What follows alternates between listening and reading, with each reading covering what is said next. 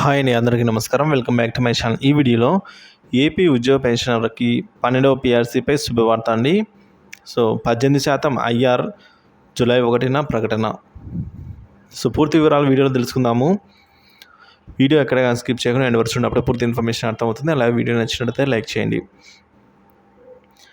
ఉద్యోగ ఉపాధ్యాయ కార్మిక పెన్షనర్లకు శుభవార్త అండి. ఐఆర్ 18% జూలై 1న ప్రకటన. డిఏ బకాయిలు సెప్టెంబర్ నెల నుంచి డిసెంబర్ నెల నాటికి పూర్తిగా చెల్లింపులైతే చేస్తామని హామీ.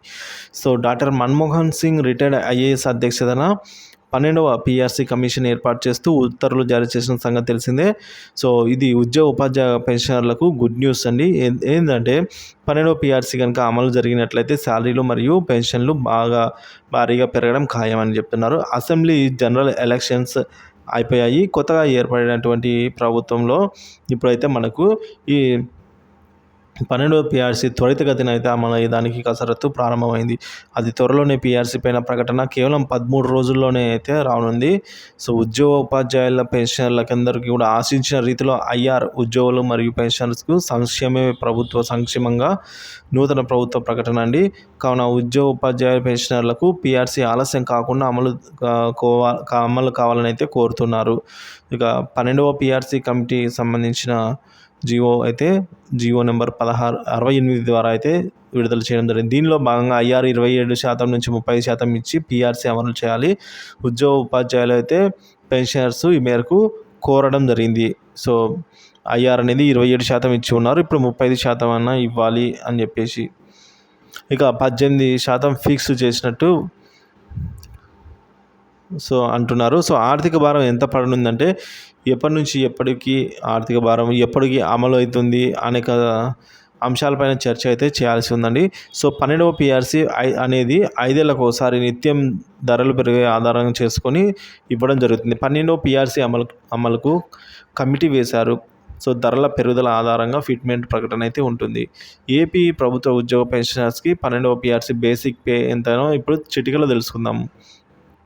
పీఆర్సీ కమిషన్పై ప్రకటన జరగాలి. Doctor Manmohan Singh retired IAS అధికారి అధ్యక్షతన 12వ పీఆర్సీ కమిషన్ ఏర్పాటు చేస్తూ ఉత్తర్వులు జారీ చేశారు. దానికి సంబంధించిన జియో నెంబర్ 68 జూలై 12, 2023లో అయితే ఇచ్చి ఉన్నారు. 11వ పీఆర్సీ వాస్తవంగా 2018 జూలై 1 నుంచి అమలు కావాలి. కానీ ప్రభుత్వం 2020 ఏప్రిల్ నుంచి మానిటరీ బెనిఫిట్ ఇచ్చింది. జనవరి 1, 2022 జీతంతో కలిపి 11వ పీఆర్సీని ఇవ్వడం జరిగింది. అంటే జనవరి 1, 2018 అమలు కాలేదన్నమాట 11వ పీఆర్సీ. ఇది ఉద్యోగ ఉపాధ్యాయులు సుమారుగా 2 నుంచి 4 లక్షల వరకు నష్టపోయారు. ఇక 12వ పీఆర్సీ నివేదికకు గరిష్టంగా 1 సంవత్సర కాలం అయితే ఇవ్వడం జరిగింది. అందుకు కూడా కేవలం ఇంకా 13 రోజులు మాత్రమే మిగిలి ఉంది. కొత్త పీఆర్సీ అమలు చేస్తే ఎంత డిఆర్ బేసిక్లో కలుస్తుందో ఇప్పుడు చిటికలో తెలుసుకుందాము. 12వ పీఆర్సీ అమలు అయినట్లయితే కేంద్రం 1% కనుక డిఏ పెంచితే మన రాష్ట్ర ప్రభుత్వాలు 0.91% డిఆర్ను ప్రకటించాలి. 11వ పీఆర్సీకి 18% ఫిట్మెంట్ అయితే ఇవ్వడం జరిగింది.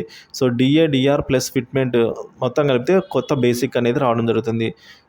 ఉదాహరణకు 30,000 బేసిక్ పేమెంట్ అనుకున్నట్లయితే సచివాలయ ఉద్యోగులు మరియు ఏపీ గ్రామ వార్డు ఉద్యోగులకు కూడా పీఆర్సీ అనేది వర్తిస్తుందండి. సచివాలయ ఉద్యోగులకి సంబంధించి చాలామందికి డౌట్ ఉన్నట్లుంది. కాబట్టి వారికి కూడా ఈ పెరిగిన పీఆర్సీ అనేది వర్తిస్తుంది. సర్వీస్ పెన్షనర్లకు మరియు ఫ్యామిలీ పెన్షనర్స్కు కూడా పీఆర్సీ వలన చాలా లాభం అయితే ఉంటుంది.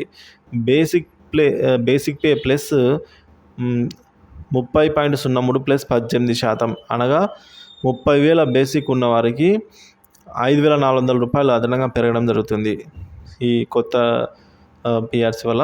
ఏపీ ఉద్యోగ ఉపాధ్యాయ పెన్షన్లు అందరూ కూడా ఆనందాన్ని వ్యక్తం చేస్తున్నారు. 12వ పీఆర్సీ కనుక అమలు జరిగినట్లయితే లాభాలు ఏంటి ఉద్యోగులకు పెన్షనర్స్కు అన్న విషయానికి వచ్చినట్లయితే ప్రభుత్వ ఉద్యోగ మరియు పెన్షనర్లకు 12వ పీఆర్సీ సంబంధించి కమిషన్ ఏర్పాటు చేస్తూ జియో ఇచ్చింది. ఇప్పటికైతే మొత్తానికి మనకు న్యూ బేసిక్ పే అనేది ఈ విధంగా అయితే మనం చూసుకోవాలి friends. Old basic pay plus DA plus fitment కలిపితే న్యూ బేసిక్ పే అయితే వస్తుంది.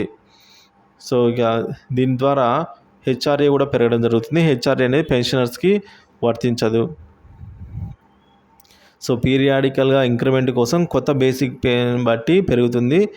అదేవిధంగా కొత్త బేసిక్ ఆధారంగానే 6 సంవత్సరాలకి, 12 సంవత్సరాలకి, 16 సంవత్సరాలు ఈ విధంగా ఇంక్రిమెంట్లు కూడా పెరుగుతుందండి.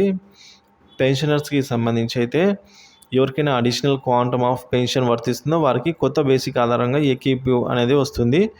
డిఏల రేటు మరియు టీఏల రేటు కూడా పెరుగుతుంది. పే స్కేల్స్ కూడా మారుతాయి. సో మొత్తం మీద 12వ పీఆర్సీ కనుక అమలు జరిగినట్లయితే ఉపాధ్యాయ, ఉద్యోగ, పెన్షనర్స్ అందరికీ కూడా బెనిఫిట్ ఉంటుందని అయితే ఖచ్చితంగా అర్థమవుతుంది. సో 12వ పీఆర్సీకి సంబంధించి ఎటువంటి తాజా అప్డేట్ న్యూస్ వచ్చినా సరే మన ఛానల్లో అయితే వీడియో ద్వారా పోస్ట్ చేస్తూ ఉంటాను. సో మన ఛానల్ సబ్స్క్రైబ్ చేసుకొని అప్డేట్స్ అయితే ఫాలో అవుతున్నాను. Thank you for watching this video.